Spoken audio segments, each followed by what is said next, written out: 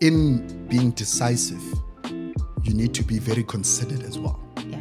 And you really need to take time to consider things and objectively pull yourself out of, take your biases and experiences, pull yourself out of it and try find what is the right way forward. And once you get there, then still have the humanity to apply yourself and put yourself into other people's shoes. The minute that you get to the top, there's not really much incentive to worry about anyone else below you. Yeah. Except for the fact that people below you are just the same as you.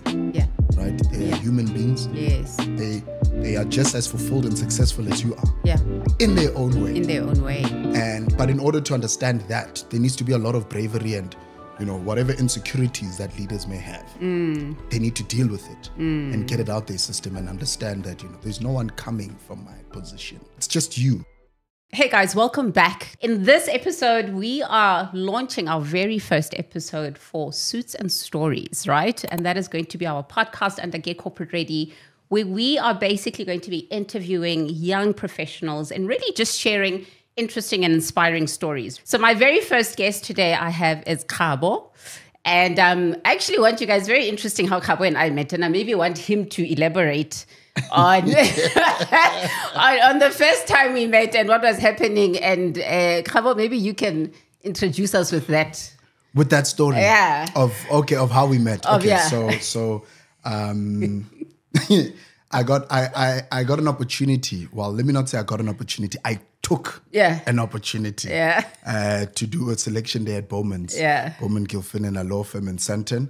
And at the time, Bohlale, you were the head of recruitment. Yeah. So I'm not saying I wasn't on time, but I was definitely on schedule. I wanted to hear how that was going to start, yeah? No, I arrived when I was supposed to arrive, you understand? Everyone was there to just accept me and say, oh, no. Welcome, sir. We are ready for you. Okay. But I remember walking into that room and I was scared. I was scared. I was embarrassed because I'm like, geez, I'm late for an interview. This is not a good start. Yeah. And everybody was sitting there, about 20 people were sitting there. And I remember you standing up there.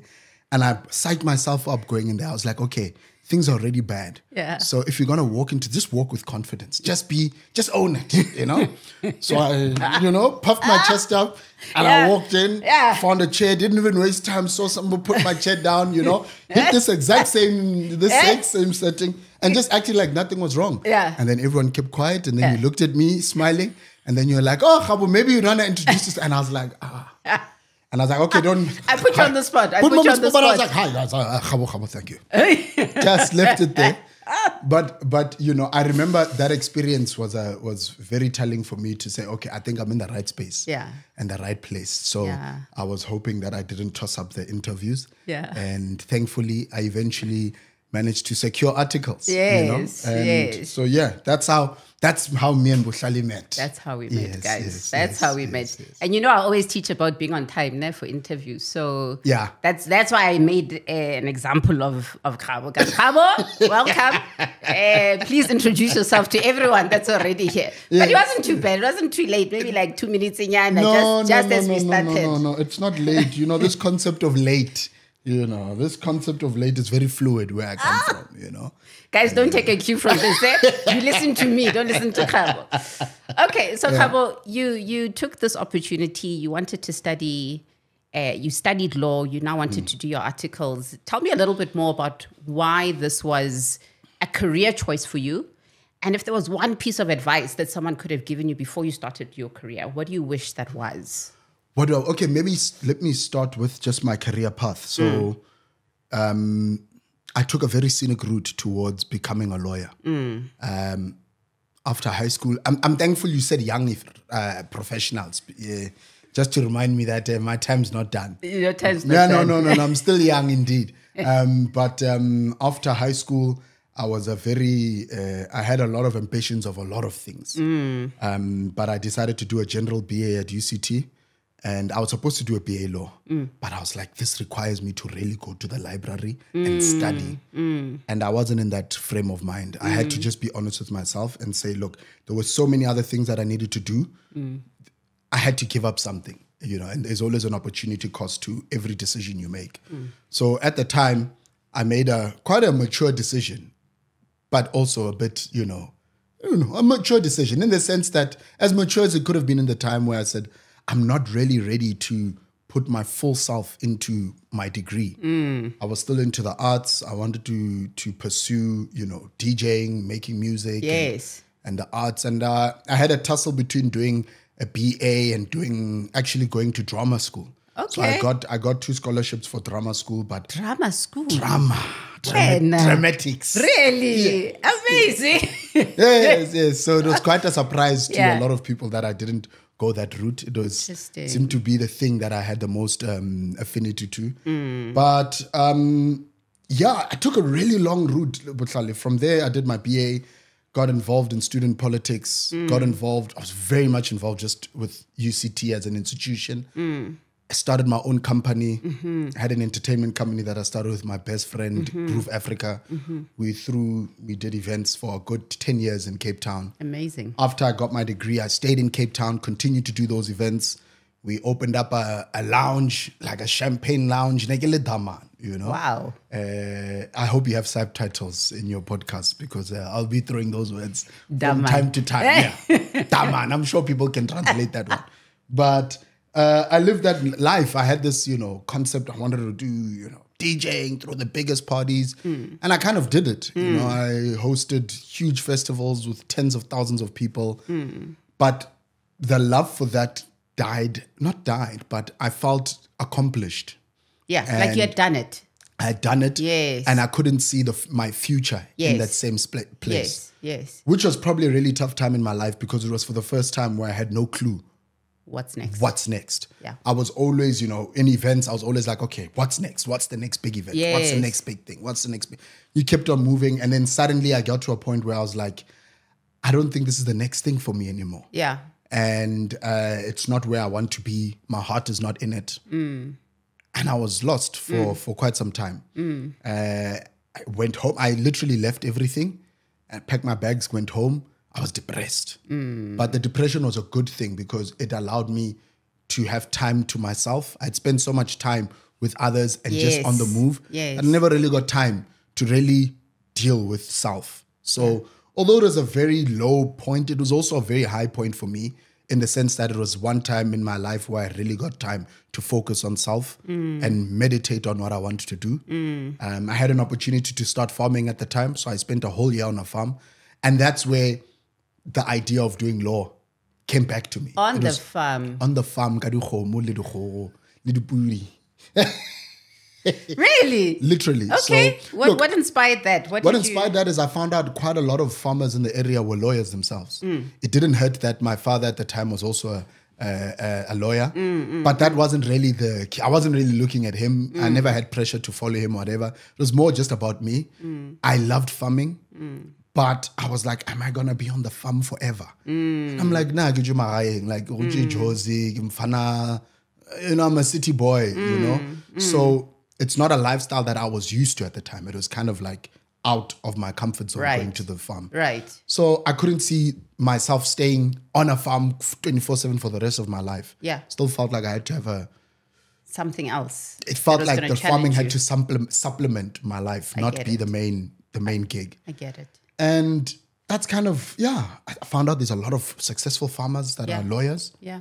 I said, maybe this law thing could work. It's always something that I had considered. And I had one of my brother's best friends, he was an advocate. And he was the one person who told me, he said, no, Kgabo, well, no, you'd be perfect for law. You'd be perfect. I can see your character. And I was like, I don't know if there's such a thing as perfect or character. For me, law was just like, you write. Books, writing. And I remember doing job shadowing once at a law firm. And I was like, I never want to do this for a living. Why? What was that? So what is it that you initially saw when you were doing job shadowing that you thought, not for me? On the face of it, it was depressing, cold, and I was used to a different type of life. Yes. I was used to being out and about and moving. Yes. Okay. Very dynamic lifestyle. Then I got into this office and there were files from head to toe, left to right. Yes. And it was dead quiet. Even the aircon knew it was time to be quiet. It was just like... I was like, why would anyone want to come into a space like this and just this is depressing. Like, what are we doing here? So very opposite of your personality and what you had been used to. Well, was that your experience? I wouldn't say my opposite of my personality. What would you opposite say? of my experience. Okay. Right? So I didn't have, I was naive. I didn't understand. It's like saying, don't ask people why they bask in the sun. Go and bask in the sun and you'll see. And go see. And go feel it yourself. Yeah. Then you'll really get a sense of why people make the decisions they make or why things are the way they are. So there was lack of knowledge. I didn't understand it, and I didn't understand the real, workings of law and what it meant. So, yeah. So what I like about your story, Kgabo, is that, you embarked on things that were exciting for you at the time, and you kept pivoting and asking yourself, what's next, right? I think a lot of people get stuck in, I've started something, I must just see it through, whether the enjoyment of it kind of fades out or whether it's still working for me as a lifestyle or not. People get stuck in their careers for a lot of different reasons. And I think the one thing I'm taking out of your experience is that, get into stuff that you enjoy, that you love doing. If you want to start a business, start a business. But if you're feeling like it's not working for you anymore, like take the opportunity to reflect, take the opportunity to ask yourself, what's next, right? Yep. And be flexible enough to just pivot as your career is going. So I think that's a great note that I've just taken from this story in particular. But let's move straight into now, you've kind of jumped all the hoops to get into law. You are now busy with your articles. Let's speak about workplace dynamics a little bit. No? Yeah. So within that, if there was one thing that you could change about the workplace and just corporate South Africa in general, right? What would it be and why, based on your experience? It's bravery. Corporate spaces are the capital instruments. The instruments that are there to generate money. But in doing so, it's people that are doing that, right? So, corporate institutions find themselves in a tussle between the welfare of people and the ability for those people to generate wealth for the organization. Yeah. And it's a very tight rope. It's not easy, and it requires a high understanding of ethics and also just a high understanding of people and how to engage with people and people relations. So I think a lot of corporates, I don't want to say fail, but could do better. Right. I feel like there's always room for growth. And right now, the growth is really on the well-being of the people that are in institutions. And, with the way the economy is and just the way the world is generally, things are always changing and moving forward and progressing. And institutions always find it tough to move and progress in a way that is effective for the bottom line. Yes. But also for the people and bring people on with that journey. Yeah. And in order to bring people on the journey that an institution goes through and for it to, exist for another 100, 200 years, its leaders need to be a bit brave, right? And careful and considered. And I think that's probably the biggest thing that I think corporations could do. Corporations and its leaders, in my experience, are often very decisive, which is a good thing. Yes. There's no this thing of democracy and we're going to vote. Yes. But in being decisive, you need to be very considered as well. Yeah. And you really need to take time to consider things and objectively pull yourself out of, take your biases and experiences, pull yourself out of it and try find what is the right way forward. Yeah. And once you get there, then still have the humanity to apply yourself and put yourself into other people's shoes, right? But unfortunately, because it's a capital machinery, the minute that you get to the top, there's not really much incentive to worry about anyone else below you. Yeah. Except for the fact that the people below you are just the same as you. Yeah. Right? They are human beings. Yes. They are just as fulfilled and successful as you are. Yeah. in their own way. In their own way. But in order to understand that, there needs to be a lot of bravery and, whatever insecurities that leaders may have, they need to deal with it and get it out their system and understand that, there's no one coming from my position. Yes. It's just you. Yes. When you get into a position, it's because of you. Yes. Right? Yes. And you need to have faith in yourself. Yeah. And you can't be scared of losing it because you're a good person or because you're considered. Yes. Right? Yes. You can't be too concerned, in my opinion, of how other people view your ability to lead an institution because their perceptions don't matter. What matters is whether things are getting done properly. Yeah. And history will always absolve you. It's a tightrope. It's a tightrope, Kgabo. It's a tightrope because like you're saying, I think a lot of organizations, the bottom line, especially the guys at the top, right? The bottom line is their primary focus at any given point in time. So the idea around, pulling yourself out and having a different lens on to actually say, okay, who are the people I'm leading? Who do I need to become as a leader to lead them effectively so that we are all still meeting that bottom line? I think a lot of times corporations do have that sense of, I'm just focused on how much I can get out of employees because we need to make budget or we need to make whatever targets that we have, right? But it does take bravery for you to almost take yourself out of it, look at yourself as a leader and ask yourself those critical questions as well. Absolutely. And I think, look, let's be clear and not generalize on all corporations because I think they're all different and have different circumstances. Right? So where you're a business that is creating a product, I think the dynamics are a lot different to, for example, professional services. Yes. Right? Yes. Professional services, it's a client at the other end and the client is king or queen. And it's a hectic statement, right? And it's true. However, even if the client is everything, there has to be a line because I think an institution needs to have a certain level of independence and a certain level of leadership for their clients as well, right? I just always say you never want to be on the wrong side of history, even with your clients. So even you need to be cautious of your clients and what they think is right and wrong because quite often it's not aligned with your bottom line. It's aligned with their bottom line. If not even, it's aligned with one individual in that institution's perception. It's not really an institutional view. Yeah. All is just a human being who pushes their agenda on a space. And leaders need to protect the institution from its own people, right? And making sure that we keep the concept of the business and the company as clear as possible. Yeah. So that younger people feel like they belong and can actually push the company forward. Yeah. Our leaders right now were young once upon a time. Yes. And there are things that they've done that their predecessors would never have done. Yes. Right? Yeah. But again, it's a generational thing where our time will come and we need to make sure that our institutions have space for those future leaders. Love it. Yeah. So tell me something. You've had quite an interesting journey to your career. Yeah. If your career had a theme song,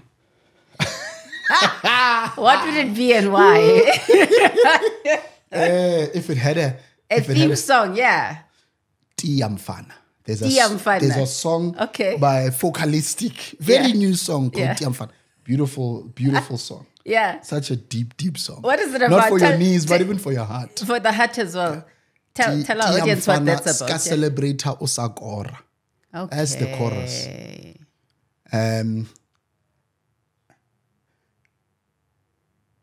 Let's just Tiamfana. Utia is just to hold on and strive. Yeah. Right? And to be resilient, and to have grit. Resilient and to have grit. Yeah. And resilience is not just only about external factors, but really internal. To have grit with yourself and stay the course of your goals. The beginning you mentioned this thing of being flexible and pivoting. Yeah.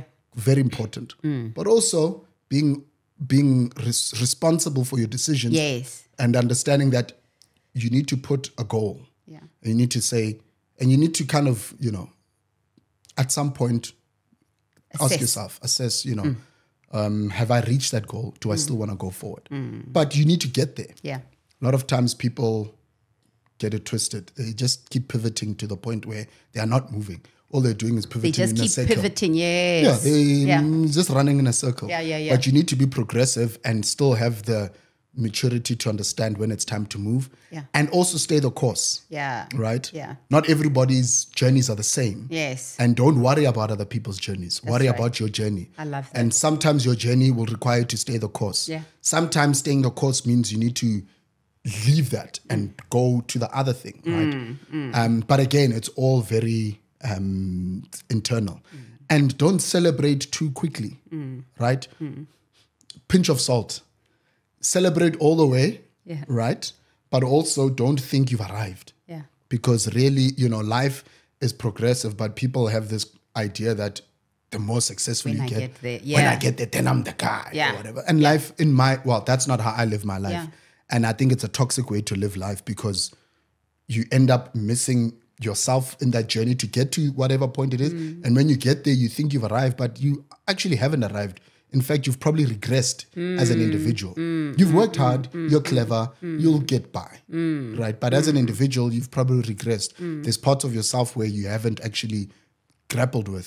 Family, friends, all of those little things. So don't celebrate at the end, celebrate as you go, but as you go. Don't just think you've won. Yeah. Because there's no real wins. It's just, life is progression. It's a progression. Life is a journey, right? It's about everything along the way of getting to wherever your goal is. And I'm sure a lot of people have experienced that, right? You set a goal for yourself, you get there and you're like, how? Okay. Like I've been idolizing this end point for such a long time that now I'm here and now what, right? Whereas if you had celebrated, like you're saying, along the way, every milestone that you get to, even when you do get to the goal that you actually wanted to get to, you'll realize, there's so much more I want to do, right? Yep. There's so many other aspects of my life that have now changed from the time I set this goal. There's other focus areas that I need to be thinking about as well.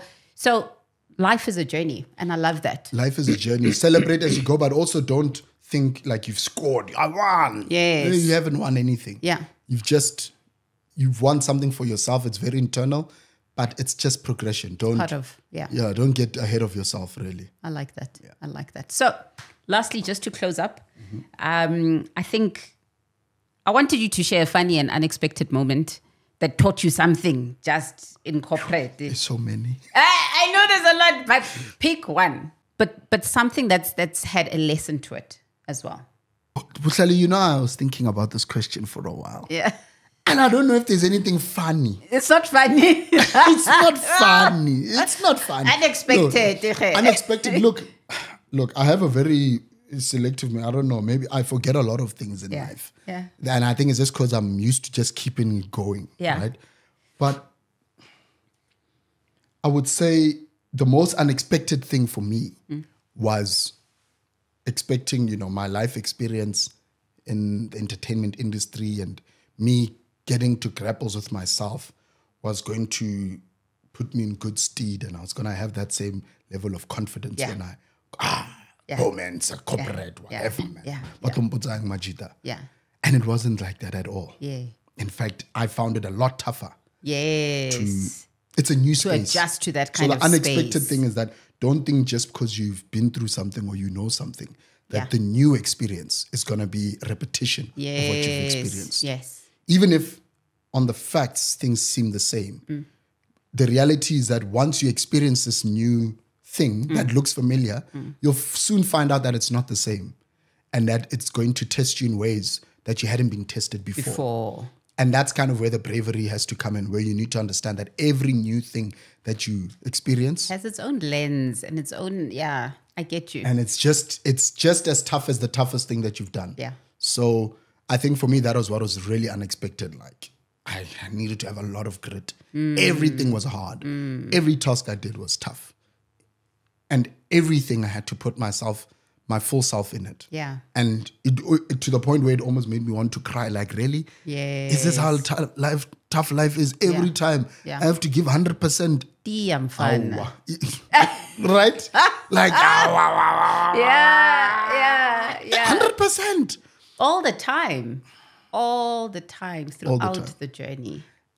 again, you forgive yourself because sometimes you really can't give 100 and you falter. But you need to pick yourself up and keep going and forgive yourself for failing. Because that's part of the journey, right? Because I think a lot of people expect that once you start a career, it's one way up. So. No. And yet, no, like the journey is always kind of like you have your low moments, you have your up moments. And so, like you're saying, celebrate along the way. All those milestones where you're having high moments, celebrate those. Where you have low moments, learn something from it. Keep yourself going, you know? So thanks for sharing that, Kgabo. And I think, guys, I hope that you've learned some really valuable insights from this. And I hope that, you know, through these stories, some of the things are resonating with you, with your journeys. And you're learning from people that have gotten ahead of you to really kind of say, okay, so this is normal, right? I think we need to normalize what corporate is about, what life is about in general, the idea of being confused around where you're going, what career path should I be going on. It's absolutely normal to be feeling that way. And so we've got quite a few things that we've learned from this conversation. So as we wrap up, Kgabo, what's next for you in the next 2 years? Interesting. Back on that pivoting thing, I've pivoted. You're pivoting again. Tell us quickly, so, just in summary. In summary, I was at Bowman's. I did articles. I was an associate in the M&A department. Doing public M&A, ECM, sexy sounding stuff. Very nice. Yes. Top M&A stuff. Yeah, real stuff. Nice. But I got over it very quickly. And I decided to finally embark on my journey to become an advocate. Look at that. I got accepted to do pupillage at the Johannesburg Society of Advocates. Amazing. And yeah, that's kind of the next thing for me and the only thing, right? Beautiful. To just be an advocate. I love that. Yeah. Kgabo, all the best. Thank you so much, bohlale. Thank you so much for your time. Appreciate you. Appreciate you too. And love that I always laugh around you. Yeah. You make life light. Yeah, it's nice when you have a gap, guys. Let me tell you, life becomes so easy. I feel sorry for people whose teeth are like this. And that's how we guys. Catch us next time on our next episode of Suits and Stories.